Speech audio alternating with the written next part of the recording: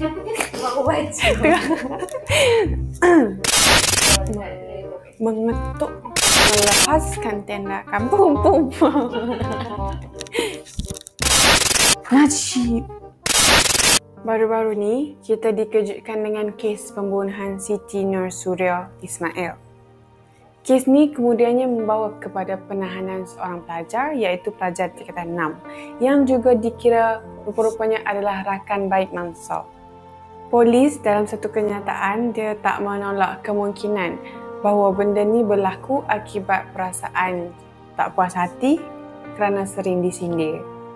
Kejadian jenayah yang teruk macam ni mungkin tak berlaku hari-hari dekat Malaysia. Tapi bila ada, memang ngeri jugalah. Kali ni, Marissa nak imbas kembali beberapa kes pembunuhan paling high profile yang pernah terpalit dalam sejarah Malaysia. 1. Nur Suzaili Mokhtar. Kes Nur Suzaili ini merupakan graduan lulusan kejuruteraan komputer dari United Kingdom. Pernah menggemparkan negara 20 tahun yang lepas apabila dia dirogol, diliwat dan dibunuh dengan kejam. Mangsa baru je dapat kerja dekat Pantai Medical Center, Cawangan Kelang. Nur Suzaili ni pergi menaiki sebuah bas untuk mendaftar pada hari pertamanya. Tak ramai pun yang naik bas tu dan sebaik menurunkan penumpang warga Bangladesh di Bandar Kelang, driver bas yang bawa Suzaili tu mula merancang dari laluan yang disediakan. Dia sengaja tak nak ambil penumpang lain. Rasa macam ada yang tak kena. Suzaili ni pun rasa pendek, lepas tu dia terus menjerit untuk meminta pertolongan. Gadis malang ni turut mengetuk cermin bas dan cuba untuk keluar mengikut pintu kecemasan. Tetapi driver bas ni terlebih dahulu telah menguncikan semua pintu melalui suis automatik yang terdapat di panel pemandu. Semasa pergelutan berlaku, Suzaili dirogol dan diliwat. Mansor turut dipukul tanpa belas kasihan sehingga menyebabkan 44 kesan kecederaan pada tubuh Suzaili ni. Akhirnya, Suzaili ni dijerut menggunakan kain sehingga menyebabkan kematian. Mayat Suzaili ni kemudiannya dicampak di sebuah perumahan yang masih dalam pembinaan di Bukit Tinggi Kelang dalam keadaan bogel. 3 hari selepas mayat mangsa ditemui, suspek utama dalam kes pembunuhan ini adalah Hanafi Mat Hassan telah ditahan polis di Terminal Bas Kelang.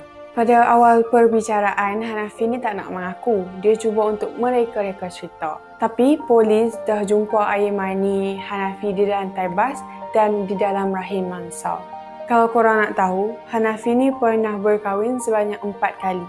Dan masa kejadian tu berlaku, isinya baru je 2 minggu melahirkan anak.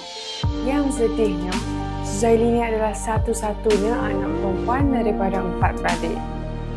Apa yang membuatkan pihak keluarga Suzaili ni sangat marah? Sepanjang pembicaraan tu, Hanafi tak menunjukkan langsung tanda-tanda keinsafan. Tetapi, keadilan berjaya ditegakkan. Penjenayah ni dijatuhkan hukuman gantung sampai mati di atas kesalahan membunuh. Pada 19 Disember 2008, Hanafi maut di tali gantung di penjara Kajang, Selangor. Kalau nak ikutkan pada masa kejadian, Suzaili hanya berbaju kurung dan taklah berpakaian seksi pun. Tetapi sudah ditakdirkan beliau berada di tempat dan masa yang salah. 2. Kenny Ong. 13 Jun 2003. Kenny Ong yang bekerja sebagai penganalisis teknologi maklumat di San Diego, California, Amerika Syarikat menjadi berita sensasi media. Kisah bermula apabila Kenny menghadiri makan malam bersama rakan-rakannya dan tidak menyangka ia sebenarnya menjadi majlis terakhir mereka untuk selama-lamanya. Masa malam kejadian, Kenny ni pergi ke kereta dia bersendirian untuk mengambil tiket parking yang tertinggal manakala ibu dan kakak mangsa menunggu di tempat pembayaran. Kenny ni pun telah dicolek oleh Ahmad Najib Aris, dirogol, dibunuh dan kemudiannya mayatnya dibakar dalam keadaan yang mengerikan. Melalui keterangan di mahkamah, Najib telah menghampiri mangsa sebab Kenny ni terlanggar motosikal milik beliau. Suspek telah menendang mangsa masuk ke dalam kereta. Kemudiannya Kenny ini dibawa ke sebuah kawasan sunyi di Kelana Jaya, berhampiran lapangan terbang Subang. Suspek dipercayai ingin merogoh mangsa di tempat kejadian, tetapi terbantut apabila terdapat 2 orang anggota polis peronda motosikal menghampiri kereta mereka. Misterinya, Kenny ini duduk diam je waktu polis itu datang. Dia memberi kad pengenalannya kepada suspek untuk menghulurkan kad pengenalan mereka kepada 2 anggota polis itu. Mungkin masa tu Kenny ni diugut ataupun berada dalam keadaan yang sangat takut. Sebenarnya Kenny ni ada memberi isyarat tangan kepada 2 anggota polis tu, tetapi mereka tidak memahami dia. Akibat terlalu cuak, Najib ni pun telah melarikan diri walaupun masa tu IC mereka masih di tangan polis. Polis ni pun terus melepaskan tembakan dan terkena tayar depan kereta yang dipandu suspek. Selepas suspek ini berjaya melarikan diri, dia kemudiannya memberhentikan kereta di Sungai Way, Petaling Jaya. Menurut saksi di kejadian tu, suspek ini telah meminta bantuan beberapa orang awam untuk menukar tayar yang ditembak tadi. Yang memusykinkan ramai pihak, saksi tu cakap dia nampak Kenny tu hanya duduk diam je dalam kereta tu. Salah satu benda yang menjadi debat kat mahkamah, kenapa Kenny ni tak cuba melarikan diri? Tambahan pula, beliau ni memiliki black belt dalam seni mempertahankan diri. Walaupun pada mula dia, Najib ni berhenti kereta sebab nak tukar tayar.